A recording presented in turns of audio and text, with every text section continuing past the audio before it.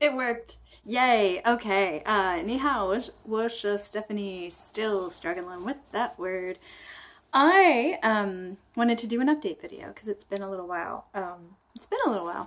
I mentioned a couple of videos ago that I was working on HSK1 now. So it's funny, I've been off from work all week and I've been looking back through both this project and my podcast, and I've been looking at the trajectory of what's happened since the project started in last year, 2017, right?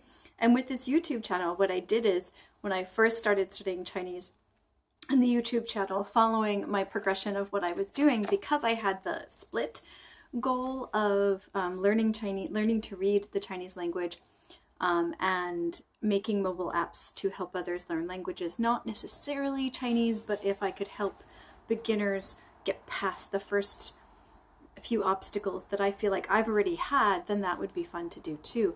The second goal it keeps getting pushed, and I'm comfortable with that for now, although 2018 may prove that differently. We'll see what happens with time in 2018. I feel like learning how to manage time without giving up my creative projects is the biggest obstacle in 2018. It's New Year's Day. Happy New Year's. So I've got a lot of goal and planning on my mind, which leads us to the current goal. So at the beginning, in April of last year, when I started studying Chinese and started the YouTube channel at the same time, I was exploring every resource I could get my hands on that would be useful for a beginner that I was, and that I still feel like I am in learning to read the Chinese language. And I used so many resources, and I loved mobile apps, and I looked at all kinds of books, and people sent me resources, and so I just gathered resource. And I feel like I have an idea of what's generally used to study the beginning of the language, to know the radicals, to know the sounds, to study the pinyin, which is the sounds, to study the tones. I feel like I got a really good idea of what people produce to help people learn the language and, let's face it, to make a living off of their production. So I feel like I got a really good handle on what's out there right now. Now, when I start to make the mobile apps, whenever that happens, I'll have to dip back in and take a look at that and see if the ideas that I got during that time period are still valid, or if somebody's filled in those gaps. Hopefully, there's still something I can do to help. But why this relates to this week's update, excuse me, is because I feel like I've gone completely the other way. Because of some medical and time issues, I've gone paper. I have a paper list of HSK1 150 vocabulary mostly words, but I found a few phrases on this list. This is from the Sensible Chinese website, which I took an online course of a few months ago, and I need to go back through there because I think he has some more courses that I'd like to take too. I found his online courses and just his resources to be really, really useful and really easy to follow and really good. He's one of those people that is teaching the Chinese language from a non-native speaker perspective, and I find that it really helps coming from such a different language into Chinese. I'm not sure that would help as much if you were coming from similar languages where you maybe grew up with some of the characters, such as it sounds like Japanese and Korean. They incorporate some characters occasionally to do different things in the language. So I'm not so sure that would work for them, but for people coming from English, I strongly recommend Sensible Chinese. So please go check out Kyle's site. Right. Okay. And I don't have, sponsors or anything. Anything I say that's helpful is just helpful. So here's the deal. I've been working on, I can focus really. So at the beginning, April of last year, when I started both learning and this project, I used everything in the world, and I was kind of redoing learning of some things on different platforms because it was one, fun, and two, filling out that second goal of finding out what was out there learning-wise. Now, I'm literally for the next month or two just working on HSK. I'm not using any apps. I still get some emails with like words of the day and stuff, and I'm hesitant to delete those because sometimes they reinforce the HSK vocabulary because I set the level really low when I first signed up for them. So I'm not deleting them, but I'm not studying from them. I'm not really listening to anything, reading anything other than my flashcards. I'm back to paper flashcards. To be fair, with the 150 vocabulary words that I'm starting off with, I think I eventually have to go to some HSK books and check out the grammar and stuff like that before I take the test, because I should be fully prepared. You have to pay to take the test. I don't like wasting time or money, so I want to be fully prepared. Anyway, so yeah, after months, let's see, April to December of studying the language in varying forms and then kind of falling off or really, really slowing down for a month or two at the end of the year, I'm back on the learning train, and I realized that I really, really need a lot of vocabulary. So this week I'm continuing on with the HSK vocabulary. So I'm actually not just using the flashcards. You can see my horrible handwriting skills, right? What is that? And I'll talk about the problem with that coming soon.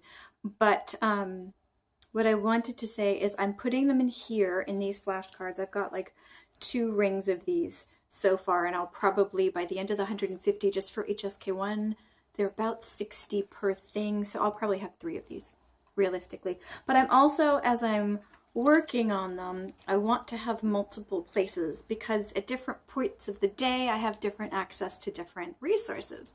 So what I want to do is, I've mentioned the Pleco app before, right? So I also put them in a Pleco deck. This is Pleco, the best dictionary for Chinese as far as I'm concerned, and a lot of folks. So I actually have organized cards I can show you. Down here I have a deck just for HSK1. I'm not sure what I'm going to do with my old decks. So as I'm looking them up and looking up the stroke order in Pleco, I'm making the note cards with my horrible handwriting skills, but I'm trying. And then I'll save it in that deck so I can review in different forms on Pleco and also on the cards. Now, before I get to the problems with the cards, which will work themselves out eventually, but they do exist and I do want to document them, I also want to document that because of 2 main reasons, I'm also quantifying, sorry, something's in my eye, I'm quantifying, this is super messy, my progress learning these 150 words. The 2 reasons are, it's winter and I slow down and almost hibernate in winter. So I need lots of coffee and lots of motivation and lots of external motivation in getting anything done. And 2 is I need a bit of a vocabulary, a proof that I'm learning vocabulary. I hate learning vocabulary out of context. I hate memorization, and I think I've mentioned the Chinese term eating the bitterness, which I can never remember the Chinese for right now. But the translation is eating the bitterness, just sitting down and doing the hard work that you need to do to get to whatever, the good stuff. I think the closest English equivalent would be bearing down or hunkering down. Is that even still used? I don't know. Anyway, I suck at that. So those are the 2 main reasons. As 1, winter absolutely kills any motivation mentally or physically for me, so I need motivators, and 2, I hate memorization, but it's necessary. When I tried to read newspapers recently, I really understood my space issue with there not being any in Chinese is because can be solved by learning more vocabulary, and that's why I ended up coming back to HSK1 that I said I wasn't going to, HSK, which I said I wasn't going to do as a first goal. And it's not a first goal, it's almost, 9 months in. Oh gosh, has it been that long? Yay. Anyway, so what I'm doing with this messy list is I'm writing down the date that I'm studying. Oh, so first I make 10 new flashcards that day. I want to say most days, but let's be realistic. It's probably 4 to 5 days a week. When did I start this? On 12/24, I think is when I started making these flashcards. And I have, out of 150, I have 66 done. So if you want to do the math, how many does that come to? I don't know. But after a few days, I realized I wanted to not just make them, but somehow track how much I was remembering. So what I do first is I make 10 new flashcards. I've accidentally made 11 the past 2 days. I don't know how that worked. I thought I counted them out, but these aren't very thick cardstock, so I think they got stuck. So I accidentally made 11 instead of 10. So I make the new flashcard, step 1, step 2. And as I'm doing that, I'm going through the steps from Kyle's Sensible Chinese course, the different steps in, not just looking at the strokes, but looking at the characters, looking at the components, practicing the sounds, like getting deep and dirty into the meaning, kind of trying to make up a visual to make me remember them, that kind of thing. So I am still going through those steps. That is by far one of the most useful things I've learned in trying to learn the Chinese language, is using his method for remembering vocabulary, and it's really good. I really, really like it. Anyway, so I make those 10, I go through those steps. It takes me about an hour to do 10 if there are some in there that I recognize. And I'm trying to save the ones that I recognize and the ones that I already know, so I can pull a couple of those every day, so it's not like a massive saturation level with learning new vocabulary. So there's some I recognize that I'm doing each day, and there's a lot that I don't. So then when I'm done making the new ones, I go back and I shuffle them all together, and I take however many I have, and today it was 66, and I write the date. You can see January 1st, how many I got correct. And by correct, not so much the tones, although I do want to get stricter on that, but the opinion, basically the sounds and the meaning. I need to have those correct. I'm not going to test my stroke order because, like I said, when I do write the Chinese language in the future, it's going to be electronically, and it'll be more like me starting to write it, and it will be a drop-down menu. So I'm not super worried about that. So if I can get the sound and the meaning down, I consider that correct. So today I sucked because let's see, the last time I did this was December 28th, so I skipped a couple of days, and that clearly shows because I got 33 out of 66, which I took my calculator out for no apparent reason, because that's clearly 50%. So I went from 66% the previous day, or 63% the previous time with 55 cards, and I went down to 50%. So I know I'm going to be adding cards as I go, but that's okay. I just want to track and make sure, and it won't be, a straight, like up kind of thing, as we can already see, but with more,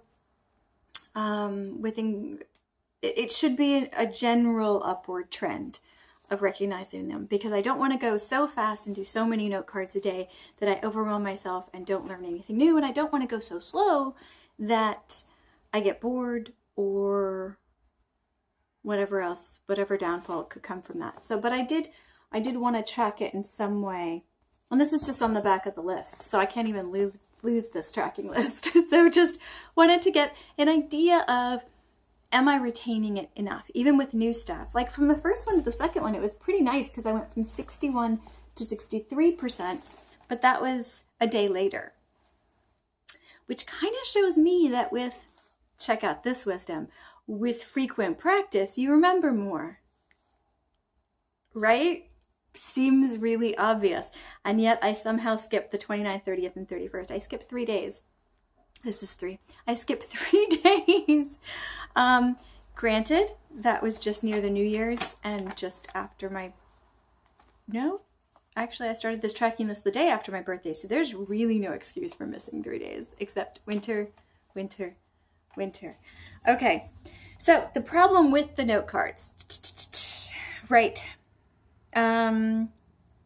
Before the problems, the fun parts. I'm starting to, as I recognize them and as I deconstruct them and as I kind of stare at them and try to make a visual of them, I'm starting to be curious about the sound components in them. Also, I've added a thing. Normally, I was just having the Hansa here, HSK1, because later when I go back and review, when I'm on HSK2 and 3 and stuff, I want to know that this was here. Pleco is when I put it in the Pleco deck, I want to make sure I put it here so I know it's in there. And then when I flip it over, I should have a picture here, but I haven't quite figured out how to make a picture to know or to recognize yet. So some of them are slightly incomplete.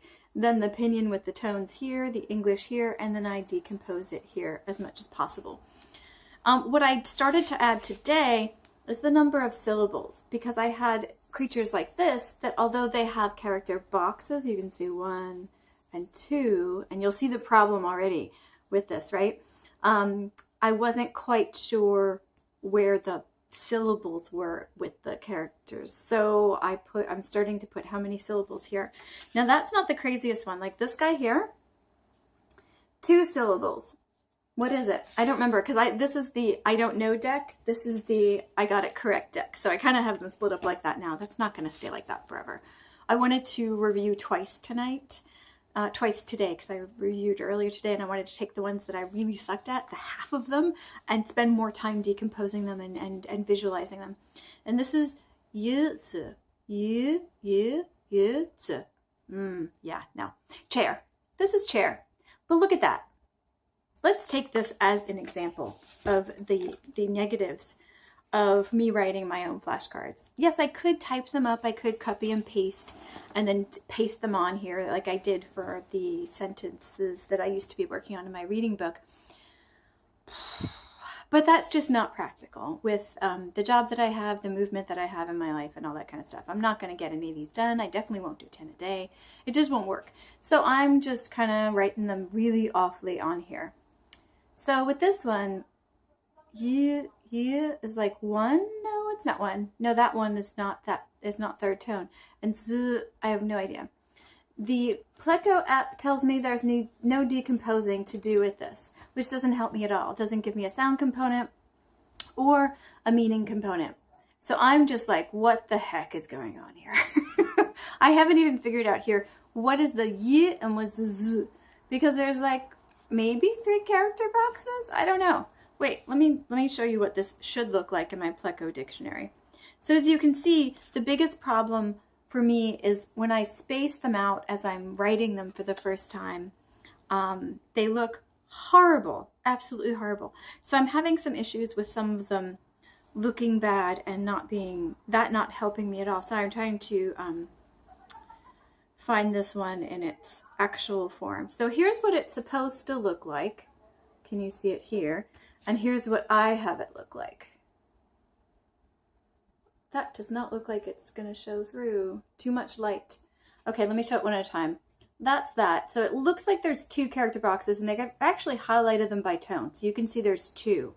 So the Z is clearly the second character, and there's that one. So what I'm starting to do is underline, like I used to underline the words in the sentence, is I'm starting to underline them. This is the first one, this is the second syllable. And I know that's a bit of cheating, but you know what? If it works in helping me to remember, I did that one in pen. I'm trying to do this in pencil. Oh well. If it helps me remember, then it helps me remember, and that's the whole point. Here's another ugly one. Look at that. And you can see the exaggerated spaces that I have when I'm writing them. Those don't exist. Yesterday, let me show you that one. Is that the ugliest one? And you can see that the more complicated it is, the more it's in the I don't know pile, because the harder it is to distinguish. There's another one. And you just can't see the character boxes like you can when you see it typed or when you see it handwritten really nicely, which may not always be the case. Okay, like here's one that I didn't do too sucky on, but you can see I have so much extra space in here, and I already identified this is one character box, this is its own character. This is gong. I know this is gong because that's actually a sound component. Gong. Oh, now I'm staring at the back so I can tell you because the answer's on my side. Gong zuo. Gong zuo. Yeah, I don't think I have the opinion on that one down. But let me show you what it should look like when it's written well. And again, it's not so much that I'm writing it wrong. It's that I'm trying to figure out patterns in the ones that have so many characters together and where the sounds are. I'm trying to find sound and meaning components, and it's hard to do when I write it. So I'm trying to figure out other ways to incorporate that into the note cards. So here we go. So actually this one, they've done it in the tones orange and red. Actually, I picked the tone colors months ago, but I forget what they are. Anyway, orange and red, so you can see gong is on its own and zuo is there. So I need to, I did underline that. I underlined just the second one here. So you can see it's 1, 2, and I wrote 2 syllables here. So I put way too many spaces. Let me show you that again and just look at the spacing up here. Look at the spacing. There is a relatively big space between the first character box and the second one, but not so much between the 2 components in the second character box, whereas mine looks like it's equal spacing between all 3. Not so great. So I'm trying to make up for that by putting the syllable thing and different lines at the bottom to help me do that. And it just, yeah, I just keep putting equal space between all things, even though they're in a character box together. And look at the huge space between those two. That's not together. They're much more smushed together. So I think as I'm studying them and get more comfortable with them, and the reason why I did them in pencil is, although I'm not super focused on handwriting, I do want to go back and erase these and write over them. And if I need to, make a new flashcard that actually has it written correctly. Like the space between those two doesn't exist in the real thing. They're much closer together. They don't touch. They're very conservative characters, but what? I don't know. But they do go much closer together. So I noticed this because I actually, one of the words that I know or have seen the most of, which is knee. Is that second? Yeah, here it is. Yeah, it is third tone. Knee, knee, knee, which is like you, right? I couldn't recognize it because it was just written so badly. So I actually had the little arms here on the side, the little, I think that's the ball component. No, it's not. Anyway, I don't know. Anyway, so I had those like super small, so I had to make those bigger. And I think that the top of Ren here, it needs to be more curved, but mostly the spacing is just crap too. It's just really bad.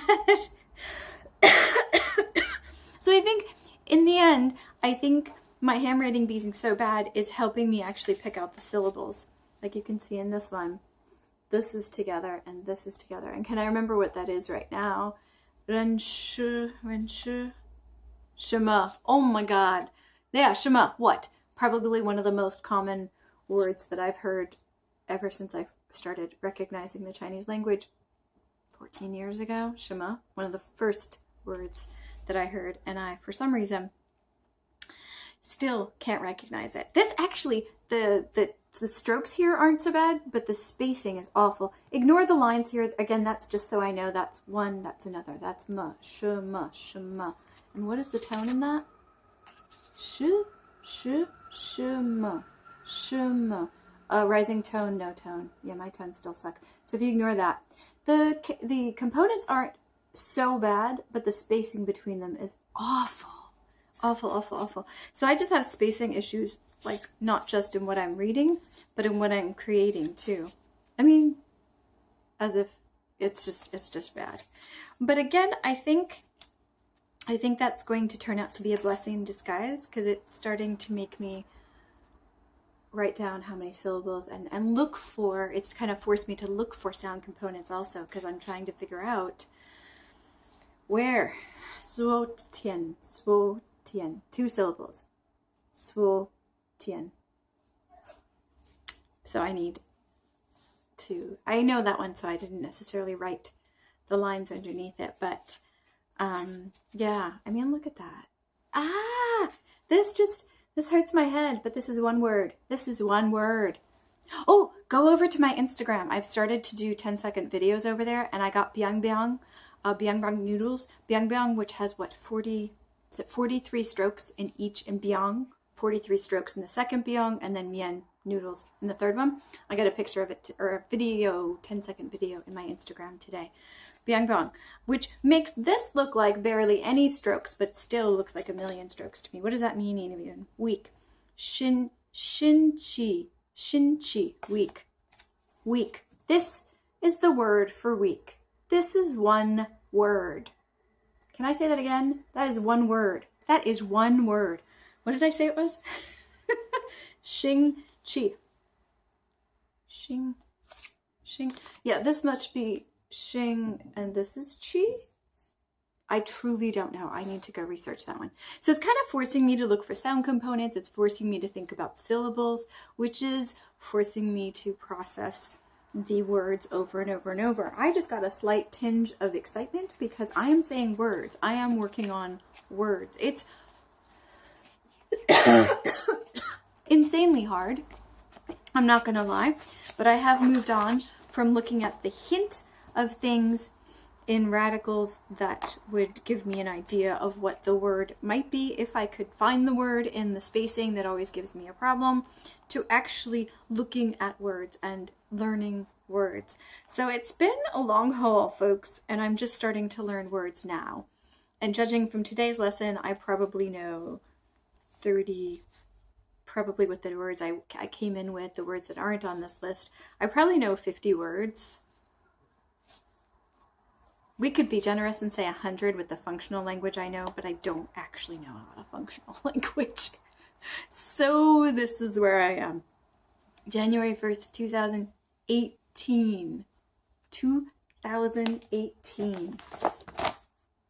Right, so that's my update video. I'm going to keep going with this, and hopefully, I'm really hoping to get this done. Let's see, I have about 100 more words to put onto flashcards, about 10 a day, about 5 days a week. So realistically, I'm looking at least 2 more weeks. And then this week I should figure out how to sign up. This week, next week, probably early next week, I'll figure out how to sign up for the HSK test. And then I'll really have to, really have to study the rest of whatever is in this test. I have done so little research on this because the vocabulary, let's face it, is the hardest part for me. It truly is. The rest will come as it comes, but the vocabulary and all of the characters that look like each other and being able to read without spaces and find the words and which is based on vocabulary. Not, excuse me, not so much punctuation, but vocabulary. All right, I'm going to post this as a super long update video, but there's been a lot happening and I haven't been able to put it on tape in quite that form. I mentioned the Instagram video about the byung noodles, and I've been posting 10-second videos of little clips of language as I go throughout my day, and I'll be doing that. I'm trying to do that every day, at least when I leave the apartment during cold winter. Not cold, polluted winter, but whatever. Yeah. So do check my Instagram feed. I occasionally put them over on Twitter too, but Instagram is much easier for videos, I have found. And there seems to be more of a language learning community kind of turning from Twitter over into Instagram. I won't go into reasons why, because that makes me talk about things that... Ugh. Anyway, so please do. I'll put the... my Instagram feed in the links below in the show notes, and I look forward to your impressions, suggestions, compliments, critiques, feedback. Where are you in your studying of the Chinese language? How are you dealing with vocabulary? How was your first time taking the HSK tests? All kinds of stuff. I've definitely switched over to going HSK for a while and getting just tons of words in my head. So for the first time, I'm very focused on and interested in learning about the HSK. Talk about a turnaround from 2017, eh? So any anecdotes, any information, any links to other people who have videos about their experiences with it would be great, because those are easy for me to watch as I'm traveling for work. So bring on the HSK. Oof. Okay, thank you. 谢谢你 and 新年快乐 and yeah, 再见.